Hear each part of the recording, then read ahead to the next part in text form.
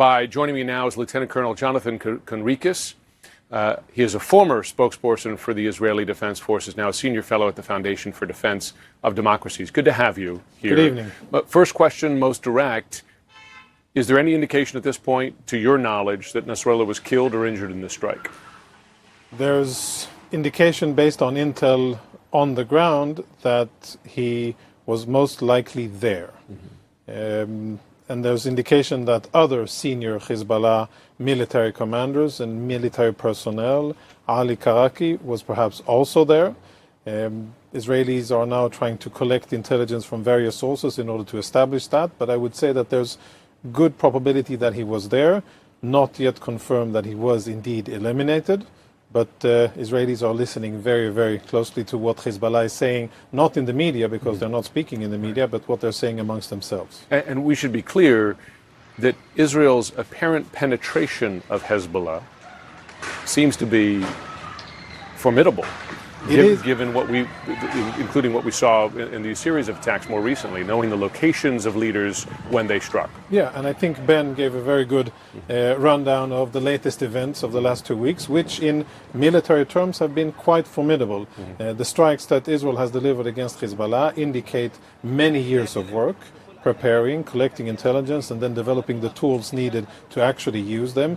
And what really is amazing is when you compare how the IDF has been dealing with Hamas, how difficult it has been to get the senior leaders, get the commanders, and how long it has taken, as opposed to once the IDF was given the guidance from the government, go get the senior leadership in Lebanon.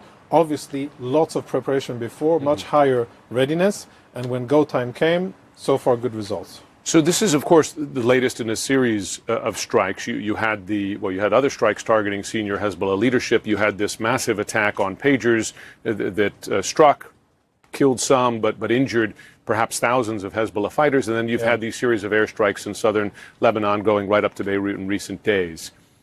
Is Israel laying the groundwork for war with Hezbollah? And is a ground invasion likely to follow what we've seen so far? If Hezbollah and the Iranians get the message and de-escalate and uncouple what's happening in Lebanon from what's been going on in Gaza, and if they make the choice for the future of Lebanon and not to continue the road of war with Gaza, then I don't think Israel has any appetite or interest to open up a second front in terms of ground operations. And now really is decision time for Tehran and what's left of Hezbollah's leadership, which path they want to take. Every day that goes by, Israel indicates that there's more to come, there are more capabilities, and there are more tactical military surprises that they are able to leverage against Hezbollah. But I think that ultimately what Israel is looking for is currently, in the coming months, to allow Israeli civilians to go back to their homes and to do so with relative security and safety. But if negotiation is the goal, and of course there was this U.S.-led effort for a 21-day ceasefire still underway when this strike happened here, who is there to negotiate with? If Israel is going after senior leadership right up to Nasrallah, who would Israel be negotiating a path to peace, as it were? Path to peace is a big word, but or at least a path to ceasefire. Path to ceasefire, and for civilians to be able to return to their homes, which is what Israel is looking for. I think negotiations, the ultimate aim of these negotiations are Tehran.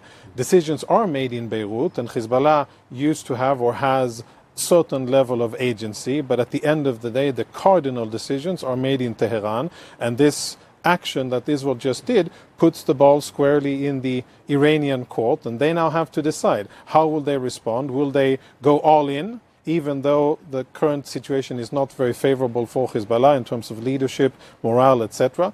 Do they go all in and compare their efforts to what Israel has done, or do they decide to de-escalate? What Israel has been adamant about is that it must be cut. The relationship between Lebanon and Gaza has no logical standing. It should be severed, and that what Israel wants to do is to return its people home. This isn't about taking the litany or having coffee in Beirut. This is about allowing Israelis to go back to their homes.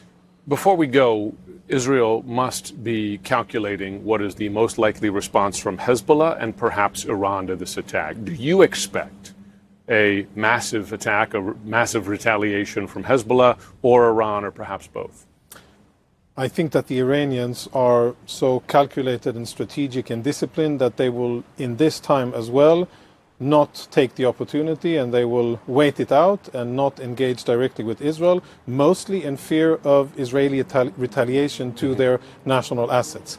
I think that Hezbollah cannot let an attack like this go unanswered, and I think that they will use large and lethal objectives, and they will fire at central cities in Israel.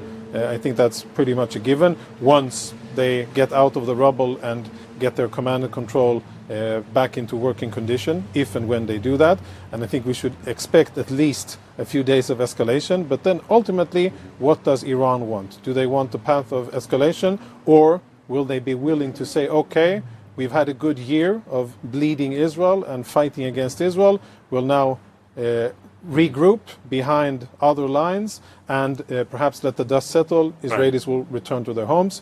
It's in their court now. We'll see. Jonathan Conricus, thanks so much for sharing your point of view. Thank you for having me. Appreciate it.